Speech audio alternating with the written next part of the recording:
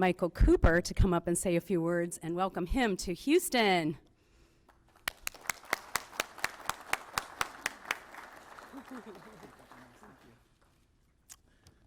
Janice, thank you very much for the introduction.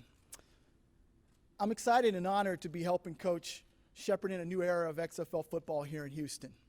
It's the greatest city with the greatest football fans on the planet. I want to thank Mr. McMahon, XFL Commissioner Oliver Luck, and XFL President Jeffrey Pollack for this amazing opportunity. I want to thank my wife Jacqueline and my daughter Kendall for their unwavering support. And I also want to send thanks to our community partners, Mayor Turner, County Judge Hidalgo, Janice Burke and her team at the Sports Authority, Chris Pesman, David Taglarino, and their team here at U of H. These are incredibly talented people who are going to help us do some really exciting things. My goal is to build an organization that becomes indispensable to the community. And that means a couple of things. First, it means contributing to Houston's economy and creating new jobs and generating new revenue. But it also means working every hour and every day to deliver a fun, accessible, affordable product for the fans and give the fans a role in building a great thing here and something special. Now, as we roll up our sleeves to work to earn the city's trust, our actions will demonstrate how we prioritize this community. With your support, I'm certain we are going to be victorious both on and off the field come February 2020. We look forward to partnering with you and reimagining football here in Houston. And now, it's my privilege to introduce a man who needs no introduction in this city, in H-Town, from his time with the Oilers, leading the Sports Authority, and being president of the Dynamo. And he's been working for the past year very hard on the launch of the XFL. I introduce you to XFL Commissioner and CEO, Oliver Luck.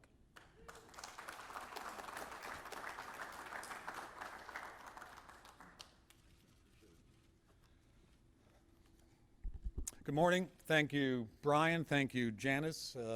Appreciate all of you being here. For all of those who are watching online, thank you for tuning in. I see a lot of very familiar faces here, and I'm excited to be here, obviously. Brian is the most recent of our 5 team presidents. Many of you may know him from his time with the Rockets G League franchise, the Rio Grande Valley Vipers. Some of you may know him from his time at Rice University as associate athletic director, so we're delighted to have Brian lead our effort here in Houston. Most recently, he's worked as a partner at Lewis Brisbois, which is a law firm specializing in entertainment, media, and sports law.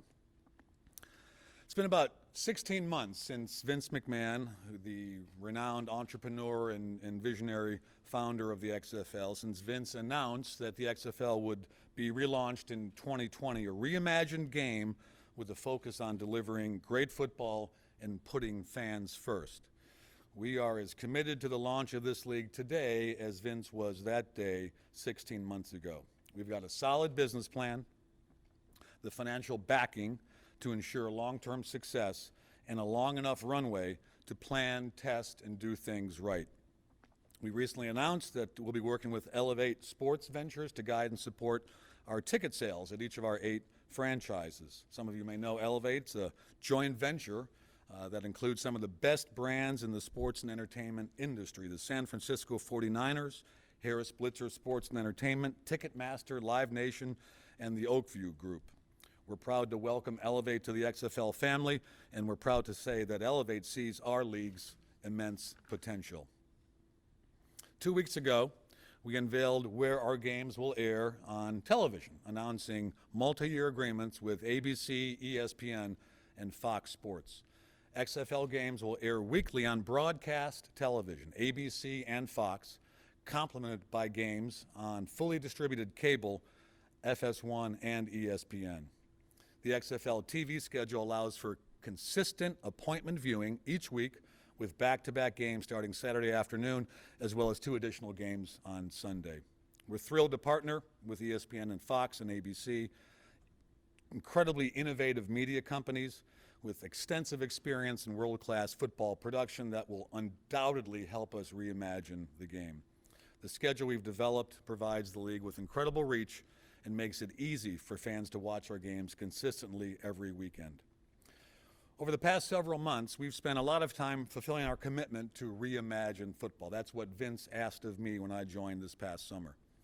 And in a spirit of collaboration, our broadcast partners recently sent senior production and technical personnel to Austin, where we tested in real-time game situations, rule adjustments that we have under consideration. The goal, I think, as everybody here knows, is an up-tempo, fast-paced game, fewer stoppages, fewer delays, lots of scoring, a reimagined game. In addition to testing with new rules and making important executive hires at the league level and at the team level, we've hired some terrific head coaches. Kevin Gilbride in New York, Pep Hamilton in Washington, D.C., Jonathan Hayes in St. Louis, Winston Moss in Los Angeles, Bob Stoops up the road in Dallas, Mark Trestman in Tampa Bay, and Jim Zorn, the legendary Seahawks quarterback in Seattle. And of course, a man that we'll soon get to know belongs in that great group of coaches. And last week we started to extend invitations to the 8 summer showcases we are hosting in each of our 8 cities. The summer showcases are our own twist on the Combine, and we'll be essentially working out former NFL players, top free agents over the course of a day, one day in each of our markets. XFL coaches and scouts will be on site evaluating the players as they run Combine drills and perform on-field workouts. Also, college athletes can attend to get worked out by XFL coaches and staff without their college eligibility being jeopardized. There's still a lot of work ahead of us. We are taking everything step by step in a very methodical manner, and we'll be ready to go in February of 2020 with the XFL. So now, for the reason we've asked everyone to come out today, a key priority for me and for my football staff has been to identify experienced coaches who embrace our mission to reimagine football, who want to play fast, coaches who aren't afraid to innovate and think on the fly. We also wanted to find coaches who are up for the unique challenge of selecting every player on the roster, literally building the team from the ground up. We are certain that we found the right man for the XFL right here in Houston, Texas. Before embarking on a coaching career that's lasted well over 3 decades, he played quarterback in the pros for 5 years with the NFL's Atlanta Falcons and the Toronto Argonauts of the CFL. As a player, he joined the Falcons as an undrafted free agent out of Portland State University, where he earned All-America honors and led the nation in passing and total offense. Once his playing days were over, his coaching career began, and it's included 2 stops as an assistant here in Houston. In 1984, which coincided with my time as a backup for the Oilers, he was a wide receivers coach for the Houston Gamblers. Listen to this lineup: Gerald McNeil, Ricky Sanders, Richard Johnson, Clarence Verdun. Some unbelievable talent that he coached with the Houston Gamblers of the USFL. In 87 and 88, he returned to Houston, but this time as a quarterback coach for the Oilers. I missed him just by a year. My last season was 86. But I know from my conversations with Warren Moon and other players of that era, they absolutely loved this individual. He's been more than an assistant coach, of course. He's head coaching positions at Southern Methodist, University of Hawaii, the NFL's San Diego Chargers, the Atlanta Falcons, and most recently the Hamilton Tiger Cats of the CFL. And as a coach at the professional level, he's worked with Hall of Fame quarterbacks Brett Favre, Warren Moon, and Jim Kelly. The experience that he's gained at every stop along his 40-year journey as a player and a coach will no doubt serve him well as he helps us reimagine the game and builds our team into something very special.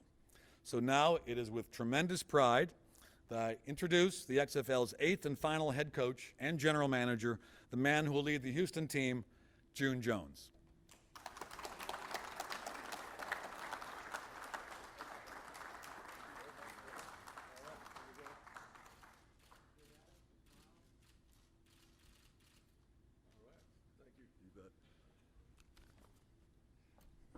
Thank you for that kind introduction, Oliver. I want to thank everybody that came here today. I haven't seen all the faces yet, but I'm sure I recognize many that are older than me that still doing what they do. So I appreciate that. I'm thankful to the University of Houston for their commitment to excellence also. I'm blown away by what you've built here since I was at SMU in just a short time, and it's been, I'm anxious to walk through it. I remember when you built the indoor over here, so it's pretty fun to see this happen in a great football town.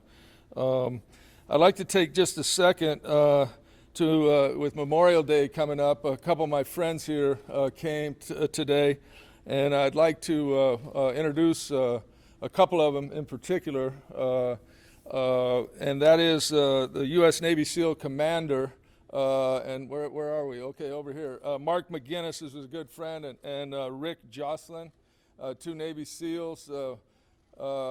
Mark had over 450 or 440. He's he knows the deal, but never lost the guy, never lost the man. Thanks for coming. Yeah, thank you very much. Yeah. Appreciate their friendship for a long time, and that goes without saying to the other faces that are familiar here. You know, having lived here, my daughter went to Dulles High School, and we spent 5 years here with the Gamblers and the Oilers. I'm really excited about this opportunity. It reminds me a little bit of the USFL, and as we started talking, Oliver and I, about some of the things that the head coaches are going to do here is finding players again. And, that excites me more than anything else, is finding the Ricky Sanders, finding the players that are overlooked, that can execute and play in the offense that I have, and giving them an opportunity to show what they can do. So that's really a fun deal for me to be full circle right back here in this town. Just a couple comments on the fellow coaches.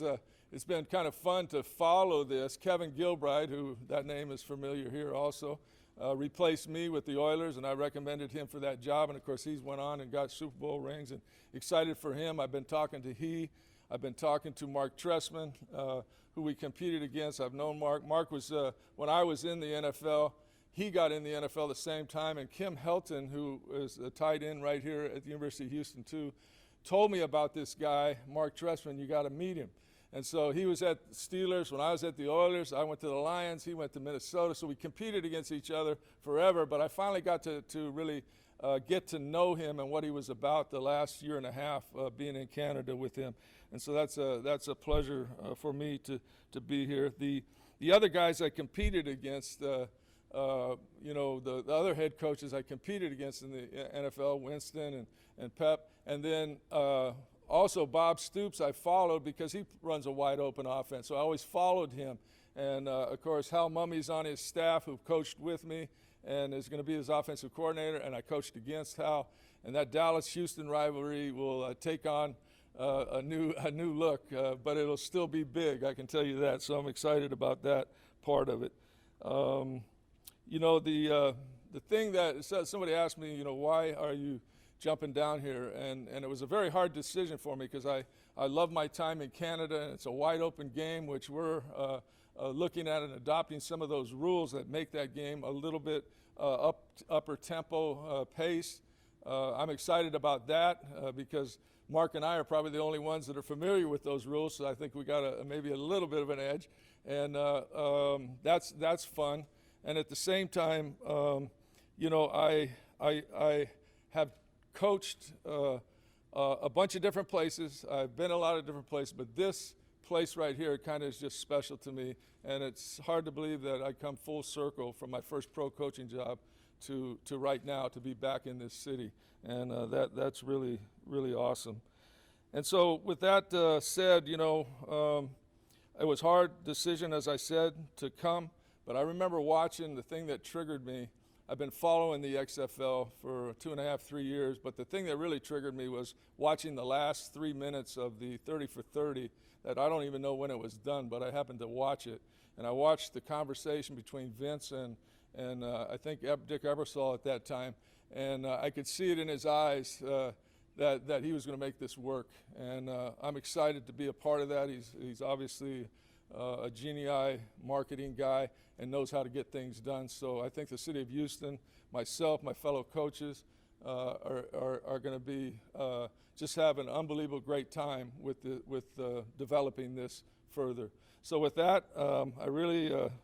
I know that probably answer most of your questions as we do it individually. If you want to, I'll be here. I'll stay as long as I can. Good to see you guys. Oh, you have one question? I do have one question. You've always run the run and shoot. What kind of offense do you run now? Well, I'd say a hybrid. The question was, I've always kind of tied myself to Mouse's offense, which I still do. Probably 3/4 of what we do is originally from Mouse. But I had the awesome chance in Hawaii to spend really the last 10 years with Bill Walsh, really when he was out of football. He would come and spend a month and a half, and we'd talk football all the time. And so I would bring him up to my meetings and stuff, and I sat with him, had the opportunity to sit with him, and he kind of tweaked some things and said, maybe you try this. And of course, the rest of it is really, to be quite honest, a lot of Bill's stuff. And then the tempo part of it, you know, you have to adjust to, which I really relied on, to be quite honest. Jeremiah Mazzoli, who was my quarterback, and Dan Morrison, who's been my quarterback coach at SMU and Hawaii both, they kind of put together a tempo package that we can use also. So that's kind of what we're going to do. All right, do you want me to do these here or just say aloha? Okay. Thank you, Steph, for the lei, and that was a very nice touch. And I'll look forward to chatting with all of you and spending a lot of time. Thank you.